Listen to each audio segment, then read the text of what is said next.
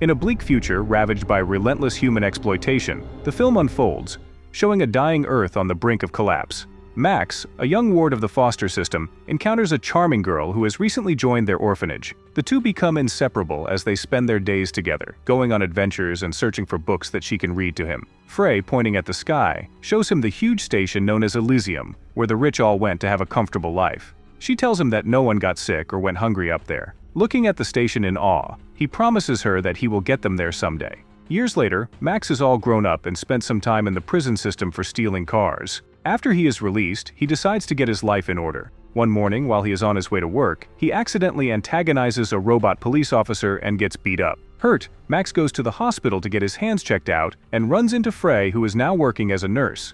Surprised and excited, Max begs her to have coffee with him in hopes of rekindling their friendship. After a lot of badgering, Frey agrees to meet him on Wednesday after her shift is over. Happy, Max goes to work where he assembles robots for a huge company. In a different part of the city, human smugglers are boarding 3 ships, filling them up with people they are planning to take to Elysium. Once they've packed them all with as many people as they can, the ships leave the Earth's surface and head up to the large station. On Elysium, the Secretary of Defense, Delacourt, is entertaining guests at a party she had organized. Suddenly, she gets an urgent call about unauthorized ships heading toward the station. Hurrying to the defense center, she authorizes her people to contact Agent Kruger down on Earth to handle the situation. Once he gets the message, Kruger heads to the secret car he keeps his equipment in and launches a missile that heads straight to the ships. Although 2 of them are destroyed, one manages to land on Elysium, the people rushing out from inside. Delacourt, following the situation through satellite imaging, orders that everyone from the ship be caught and arrested. A few minutes later, ships full of robots arrive to apprehend the illegal immigrants.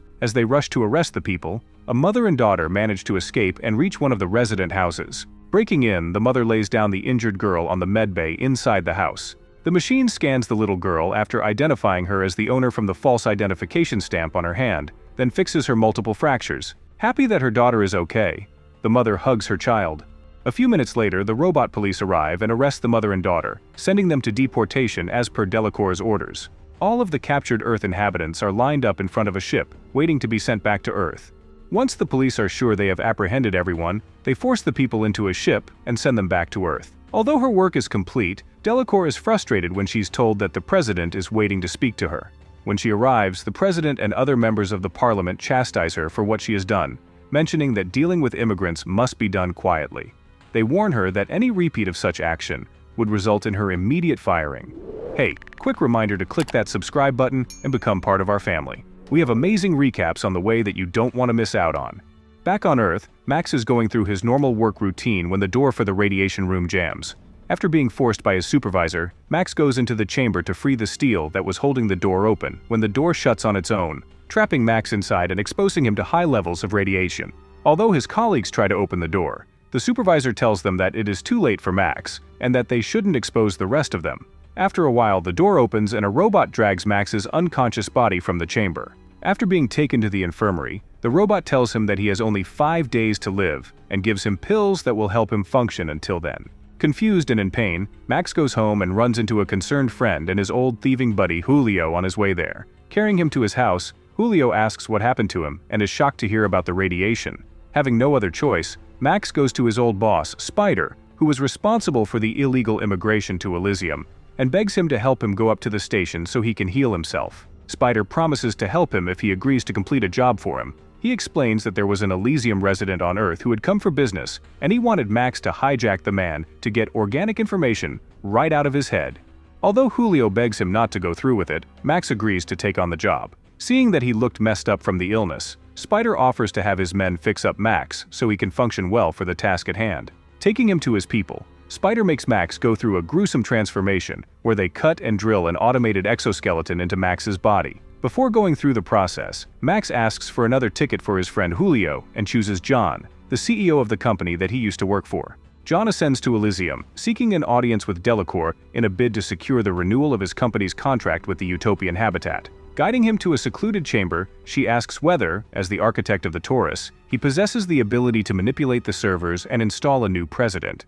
Sensing her intentions to orchestrate a coup, he acknowledges the feasibility of her request. In a tempting proposition, Delacourt extends a 2-century contract, depending upon his successful execution of her presidential ascension plan. After careful consideration, the two strike a mutually beneficial agreement. Back on Earth, Max undergoes the gruesome process and wakes up feeling stronger. After getting his weapons, Max heads out to undergo the mission with Julio and a few of Spider's men. After waiting for John to enter a ship, Max and his people hijack the craft, making it crash in the middle of nowhere. Getting information about what was happening to her colleague on Earth, Delacourt activates Kruger, the same agent that the president had forced her to decommission. During the heist, John accidentally gets shot, while Max and his people try to take out his protective robots. Knowing that they only had a few minutes until the man passed away, Max connected John's implanted memory chip with his own and started downloading the data. While they're transferring the information, they notice a military ship heading their way and start panicking. After the download is completed, they check the file, but it seems the data is scrambled and are unable to read anything. Although Max asks the man to run the program again, the man is frightened of the approaching agents and starts running away, but is shortly gunned down by the sleeper agents. Suddenly, Max starts to feel terrible pain in his head, which incapacitates him. Helping him up, Julio gets him into the car and tries to drive away, but a missile sent by the agents overturns the car. Although they manage to crawl their way out of the car, Julio is killed by Kruger, who also stabs Max before he escapes. Cradling his injured stomach, Max makes his way to the hospital where Frey works. When she finds him outside, he begs her not to tell anyone because people are looking for him. Unable to keep himself away, Max passes out while Frey bandages him up. When he wakes up the next morning, he finds himself in a hospital bed inside Frey's house with her looking after him. After Max explains what had happened to him,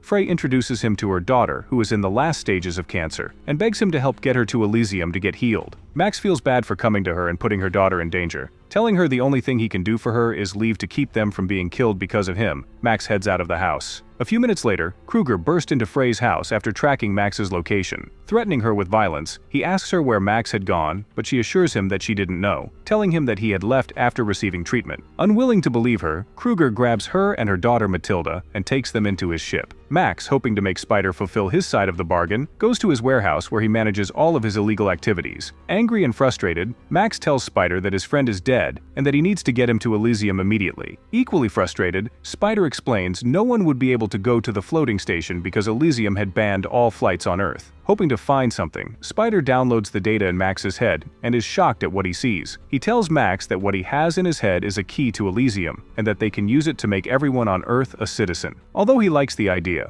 Max is unable to wait 5 more days until Spider unjams the no-flight signal. Leaving Spider's place, Max contacts the agents and meets them at a remote location. Explaining that they could have the data in his head if they took him up to Elysium and into a medbay, Max enters their ship only to be shocked by the sight of Frey and her daughter. After getting confirmation from Delacourt, Kruger agrees to take Max to Elysium. When they're almost there, Kruger and his men attack Max, making him drop the grenade he was holding for assurance. When it explodes, it kills Kruger and damages the ship, causing it to crash. On Elysium, Frey, her daughter, and Max are captured and brought to Delacourt, who orders the data extracted from his head. Kruger's men take Kruger's body to a medbay and reconstruct his face, bringing him back to life. Angry, Delacourt yells at the now unstable Kruger, who kills her by stabbing her in the throat with a broken glass. Putting on a formidable exoskeleton that enhances his physical strength, Kruger relentlessly pursues Max. Meanwhile, Max joins forces with Spider, who has journeyed from Earth to extract the valuable information stored in Max's mind. Together, they race against time, navigating through obstacles, while Kruger and his henchmen eliminate anyone who dares to stop their path to the control room. In a tense showdown, Kruger tracks down Max within the corridors of the facility, driven by a relentless desire to eliminate him. Engaged in a grueling battle, Max summons every ounce of strength and determination to fend off the formidable agent. After a fierce struggle, Max seizes a moment of opportunity and hurls Kruger off a bridge that spans across sectors, finally killing his pursuer. With the threat neutralized, Max, now accompanied by Spider, proceeds toward the control center. Guided by Spider's expertise,